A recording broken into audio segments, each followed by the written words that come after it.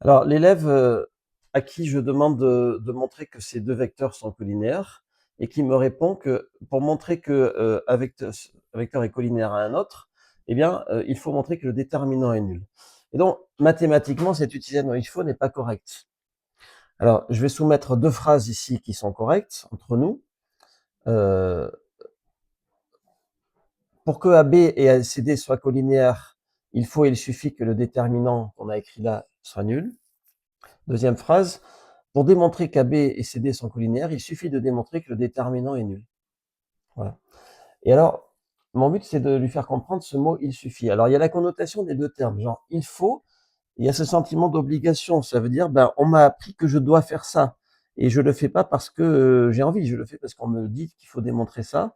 Et donc, c'est l'application d'une règle. Non, il suffit, il y a cette idée de simplicité. Ben, il suffit de faire ça. Comme si c'était facile, en fait. Et donc, les connotations de ces mots dans le langage courant n'aident peut-être pas. Alors, j'ai réfléchi à cet exemple qui vaut ce qu'il vaut. Donc, pour faire une omelette, il faut casser des œufs. Donc ça, c'est clair, parce qu'en fait, il n'y a pas d'autre moyen. On ne peut pas faire une omelette sans les casser. Mais en même temps, ça ne suffit pas de les casser, parce que bah, il faut les mettre dans le bol, les mixer, mettre la poêle, etc. Donc ça, c'est un bon exemple. Par contre, pour avoir des œufs, il suffit d'aller à la petite épicerie, parce que justement, on comprend bien que là, c'est pas il faut. Parce qu'on pourrait aussi avoir des œufs en allant dans le jardin du voisin où il y a des poules.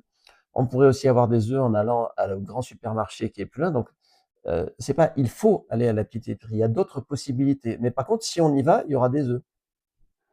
Donc, pour avoir des œufs, il suffit d'aller à la petite épicerie. Et ce genre d'exemple, peut-être, peut aider l'élève petit à petit à comprendre, mais je pense qu'il faut le faire quand même assez souvent.